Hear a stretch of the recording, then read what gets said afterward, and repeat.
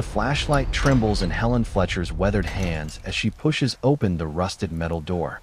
Her heart pounds against her ribcage like a prisoner desperate for freedom. Behind her, Lucky, the golden retriever who hasn't slept in 9 days, releases a low, guttural growl that sends ice through her veins. Yaya, Helen's voice cracks in the darkness. Baby girl, are you here? A muffled cry answers from somewhere deep within the warehouse. Then she hears it. Heavy footsteps. Multiple sets. Coming fast. Helen's breath catches. She's 72 years old, arthritic, alone except for an injured dog. And she's just walked into the den of monsters. But she doesn't run. Because somewhere in this nightmare, her granddaughter is waiting to be saved. How did we get here? How does a quiet afternoon in small-town Washington become every parent's worst nightmare? This is the story of 8-year-old Yara Fletcher, a girl the world called Yaya, a girl who vanished into thin air, and the grandmother who refused to let her disappear forever. Keep watching and subscribe as we uncover this story. The Fletcher house sat at the edge of Millbrook, Washington, a town so small that everyone knew your business before you did. It was the kind of place where unlocked doors were normal, where children rode bikes until sunset, where the greatest danger was supposedly boredom. Yaya Fletcher didn't find it boring. At 8 years old, she found wonder everywhere, in the patterns of leaves, in the stories her grandmother told, in the way Lucky's ears perked up when she whispered secrets to him. She was small for her age, with dark curls that bounced when she ran and eyes that held more curiosity than any child should possess. Her teachers called her gifted. Her parents called her exhausting. Yaya had asthma, the kind that turned spring pollen into an enemy and required an inhaler she wore on a lanyard around her neck like a talisman. She hated that inhaler, hated how it made her different, how other kids stared when she used it, how her mother's face tightened with worry every time Yaya ran too fast or laughed too hard. But on that gray October afternoon, the inhaler was the least of anyone's concerns. We're 3 months behind, Marianne. 3 months. Evan Fletcher's voice carried through the thin walls of their 2-bedroom house. He was 34, but looked older. Stress had carved lines around his eyes and grayed his temples prematurely. Once, he'd been an optimistic man who believed hard work guaranteed success. The foreclosure notices had beaten that belief out of him. Marianne stood at the kitchen sink, her hands submerged in cold dishwater, her jaw clenched. She was 32, a former elementary school teacher who'd given up her career to care for Yaya's health needs. The decision had made financial sense then. Now, it felt like drowning in slow motion. I know how much we owe, she said quietly. Too quietly. That dangerous quiet that preceded explosions. Do you? Because you spent $80 on art supplies last week. For our daughter's birthday. Our daughter needs a roof over her head. In the living room, Yaya sat on the floor with Lucky, her small hands buried in his golden fur. The dog sensed her distress, pressing closer, his warm weight a comfort against the storm of adult anger. Yaya had learned to make herself small during these fights, to become invisible, to wish herself anywhere else. I can't do this anymore, Marianne's voice broke. I can't keep pretending everything's fine when we're falling apart. So what do you want? You want to leave? Is that it? Silence. The terrible kind that screamed louder than words. Yaya stood up, her chest already tightening. She fumbled for her inhaler, took 2 puffs, and walked to the back door. Lucky followed, his tail low. Where are you going? Evan called out, his voice harsh. Walking, Lucky, Yaya said, not looking back. Like Grandma Helen taught me. The door slammed behind her. Neither parent followed. Helen Fletcher lived 3 houses down, in the small cottage where she'd raised Evan and his younger brother. At 72, she moved slower than she used to, her joints protesting every step, but her mind remained sharp as broken glass. She was a widow of 15 years, a woman who'd learned to rely on intuition when logic failed her. That afternoon, she was tending her garden when she heard Lucky's familiar bark. She looked up to see Yaya walking past, shoulders hunched, face downcast. Yaya, come here, sweetheart. But the girl kept walking, one hand clutching Lucky's leash, the other pressed to her chest. Helen started to follow, then stopped. Give her space, she thought. She'll come back when she's ready. It was a decision that would haunt her. 47 minutes later, Marianne Fletcher's scream shattered the evening quiet. She'd gone looking for her daughter, guilt finally overriding anger, and found only Lucky, sitting by the gate at the edge of town, howling. The leash dangled empty from his collar. And there, lying in the dirt near the fence post, was Yaya's inhaler. The pink one with the butterfly sticker. The one she never went anywhere without. Marianne's legs gave out. She fell to her knees, clutching the inhaler, and screamed her daughter's name until her voice cracked into nothing. Neighbors came running. Evan sprinted from the house, his face draining of color when he saw what Marianne held. "Call 911, he whispered. Then louder, desperate, "Call 911. Lucky wouldn't stop howling. The sound was primal, wrong. Not the bark of a dog who'd lost track of his owner, but the cry of a creature who'd witnessed something terrible. Helen arrived moments later, her intuition already screaming warnings. She looked at the inhaler, at the empty leash, at Lucky's frantic state. She looked at the dirt near the gate, scuffed, disturbed, marked by tire tracks too fresh to be coincidence. She didn't run away, Helen said, her voice steady despite the terror clawing at her chest. Someone took her. Evan shook his head violently.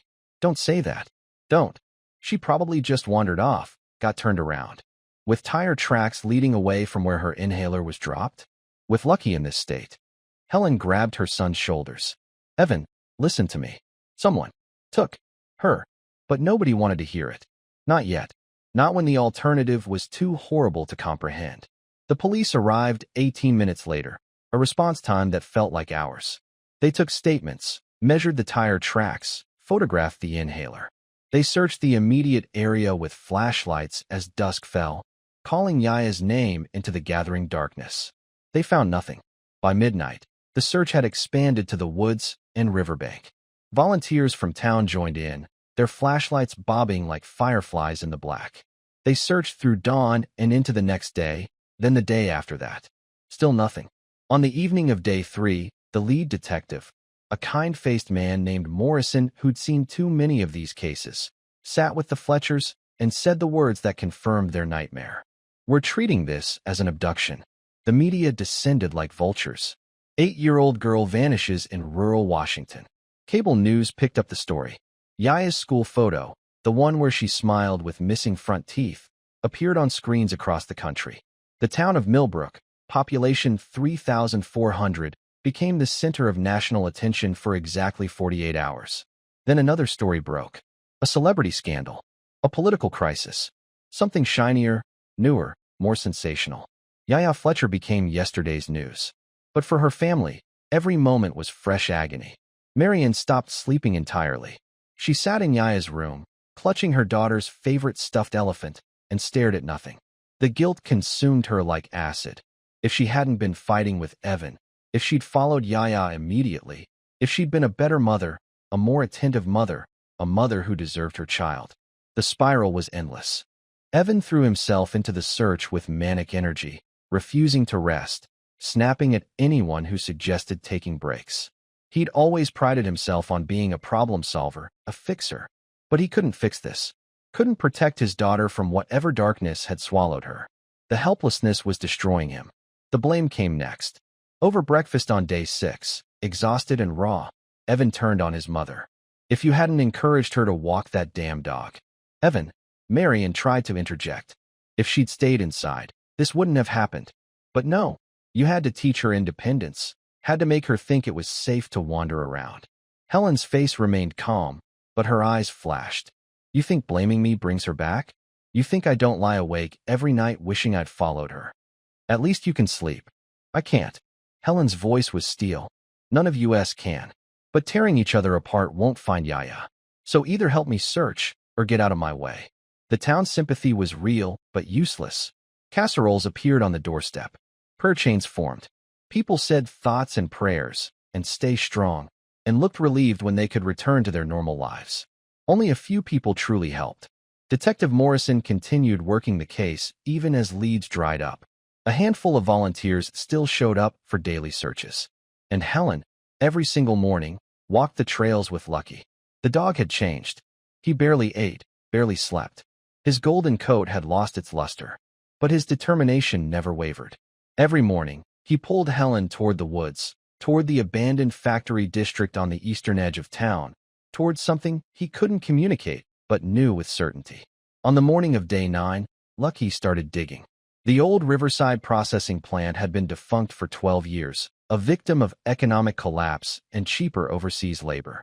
Its hulking skeleton dominated the eastern edge of Millbrook, windows broken, walls covered in graffiti, surrounded by chain-link fence plastered with "No trespassing" signs nobody obeyed.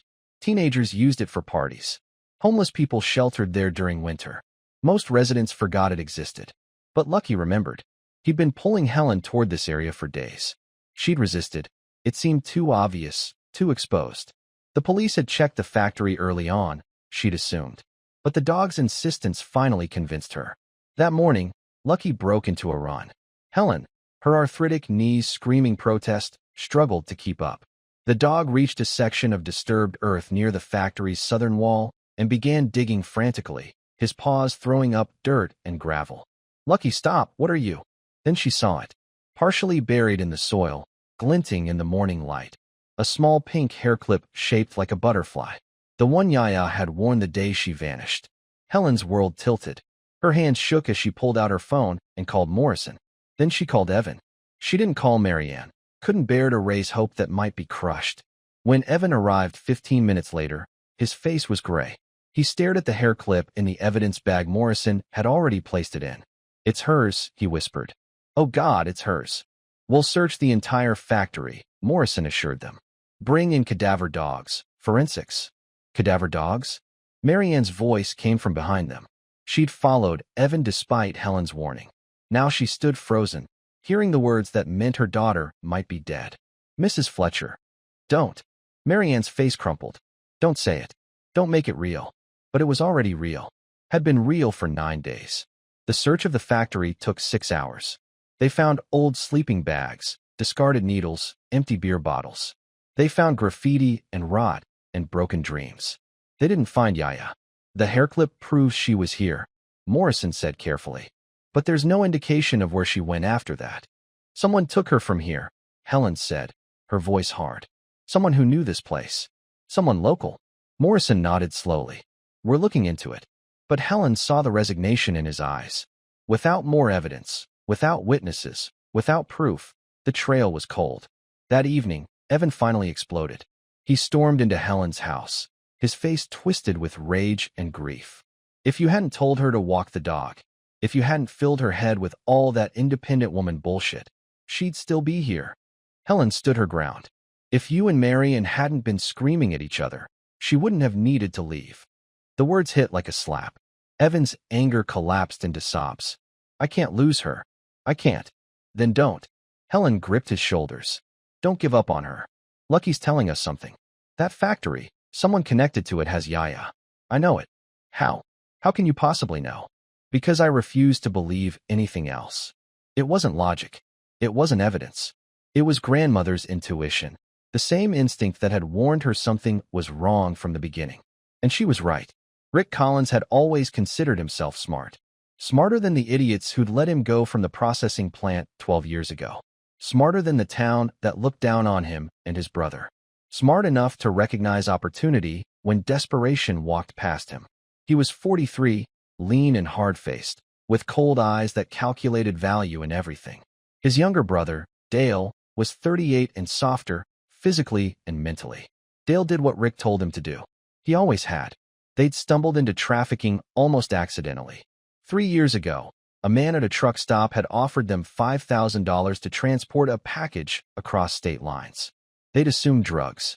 When they discovered it was a 10-year-old boy, they'd already deposited the money. That's how it started. That's how they justified it. The money was too good. The kids were already in bad situations. They were just facilitating. The lies we tell ourselves to sleep at night. Yaya hadn't been planned. Rick had been driving past Millbrook's eastern gate, the old route he used to take to the factory, when he saw a small girl with a golden retriever. She looked distracted, upset. "Easy." He'd slowed down, rolled down his window. "You lost, sweetheart." Yaya had looked up, her face tear-stained. Lucky had growled immediately. Dogs always knew, but Yaya hushed him. "I'm okay," she'd said. "Just walking." "You sure? It's getting late. I can give you a ride home if." "No thank you.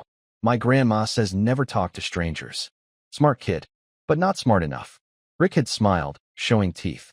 Your grandma sounds wise. What's your name? And because children are taught to be polite, because she was only 8 years old and scared and wanted kindness from someone, she told him. Yaya. Pretty name. Like Princess Yaya from those fairy tales. She'd smiled a little at that. Rick had smiled back. Then he grabbed her.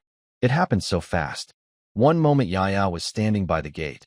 The next she was being shoved into the back of a van, her inhaler dropping from her neck as she struggled.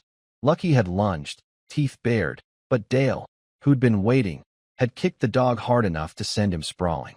They'd driven away before the retriever recovered. For 9 days, Yaya had been kept in a storage room in the factory's basement, a space Rick and Dale had been using for their operations. It was cold, dark, and smelled of mildew and fear. But Yaya Fletcher was not a girl who broke easily.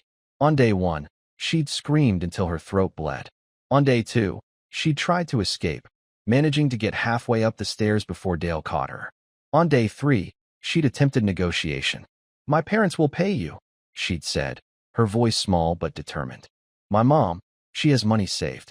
And my dad, he works really hard. They'll give you whatever you want. Double. Triple. Rick had laughed, a sound like breaking glass.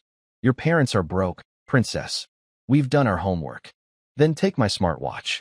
She'd held out her wrist, showing the device her grandmother had given her for her 8th birthday. It's worth a lot. And my grandma's jewelry. She has nice things. We're not interested in your grandmother's jewelry. Then what do you want? The question hung in the air.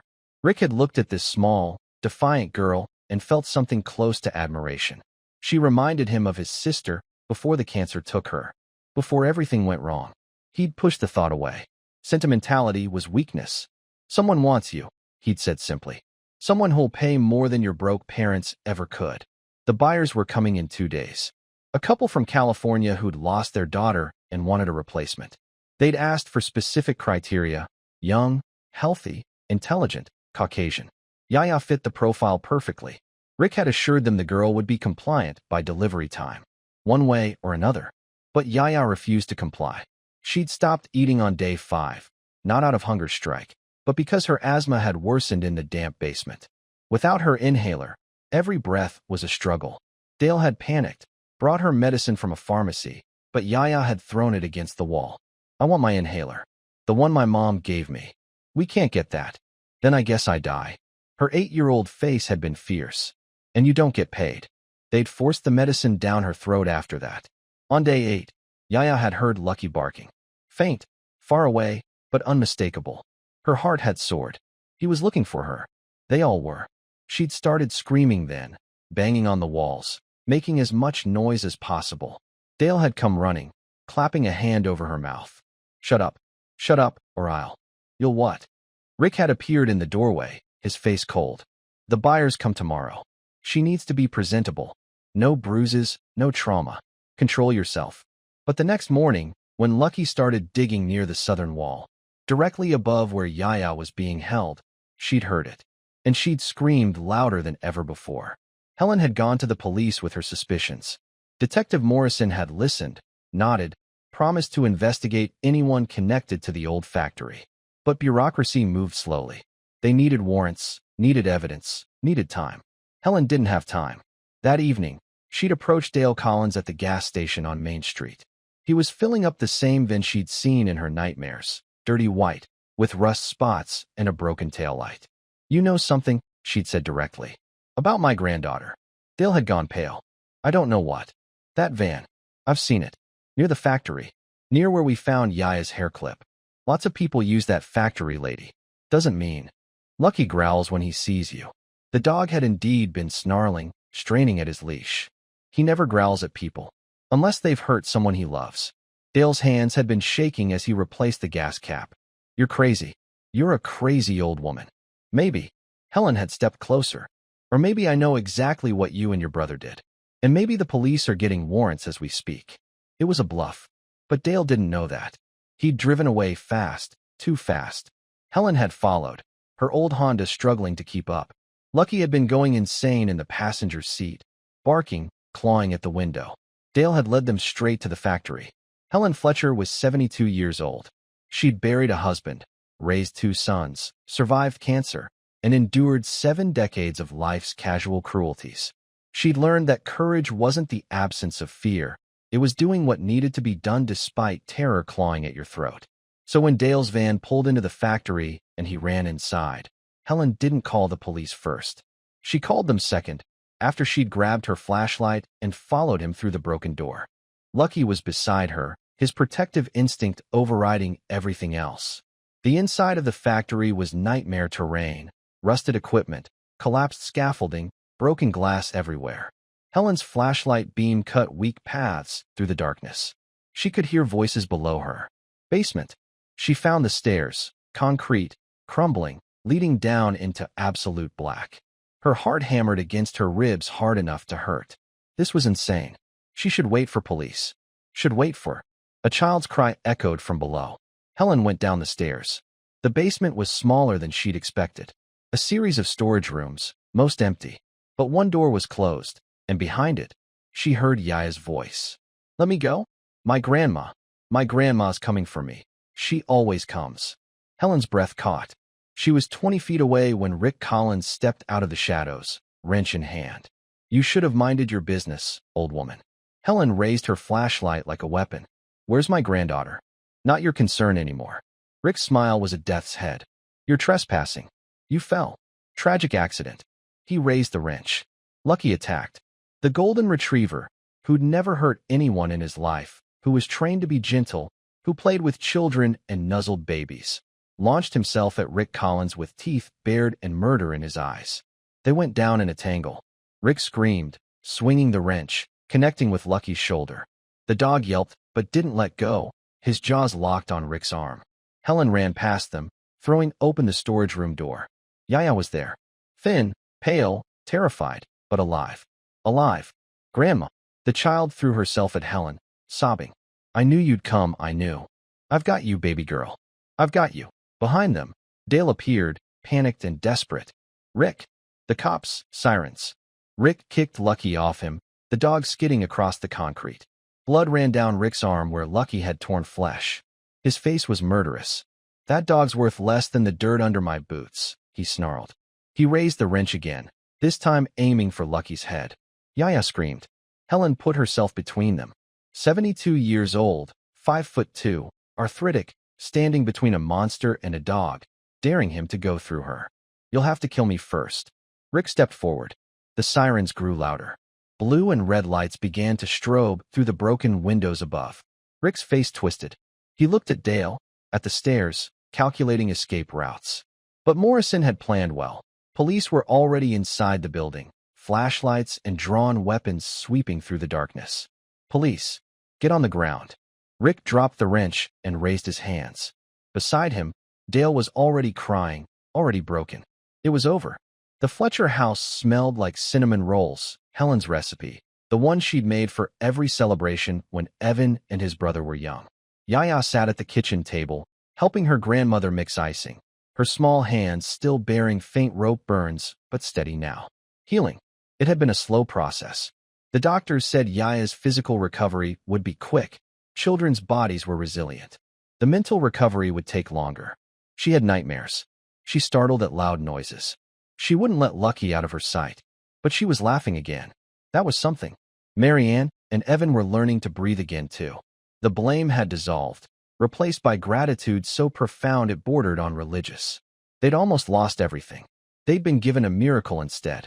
They were seeing a family therapist, learning to communicate, learning that poverty and stress didn't have to mean destruction, that love could be rebuilt like anything else, one careful word at a time. On the porch, Lucky lay on his favorite blanket, a bandage still wrapped around his shoulder where Rick's wrench had connected. Yaya had placed a new pink ribbon on his collar, bright fuchsia, impossible to miss. She'd insisted on it. "Because heroes should be recognized," she'd said seriously. The dog had wagged his tail, and for a moment, everything was perfect. Rick and Dale Collins had been arrested, charged with kidnapping, child trafficking, and a list of other crimes that would keep them in prison for life. The investigation had uncovered 2 other missing children from years prior, cases long gone cold. Those children were being reunited with families who'd given up hope. Some stories had happy endings after all. Detective Morrison had visited yesterday, His kind face creased with relief. Your grandmother's testimony was incredible, Mrs. Fletcher, he'd told Marianne. Her determination. Without that, we might never have found Yaya. Helen had waved off the praise. Lucky found her. I just listened to the dog. Now, as Helen helped Yaya drizzle icing on warm cinnamon rolls, Evan appeared in the doorway. He stood there quietly, watching his mother and daughter together, his eyes wet. Mom, he said softly, can I talk to you? Helen handed Yaya the icing bowl and followed Evan to the living room. He stood with his back to her, shoulders shaking. I'm sorry, he whispered. For what I said. For blaming you. For, Evan, you saved her. He turned, tears streaming down his face. You saved my baby girl when I couldn't. When I'd given up. Helen pulled her son into her arms. This man she'd raised, who'd forgotten how to be held. You never gave up. None of us did. We brought her home together. You were right, Evan said.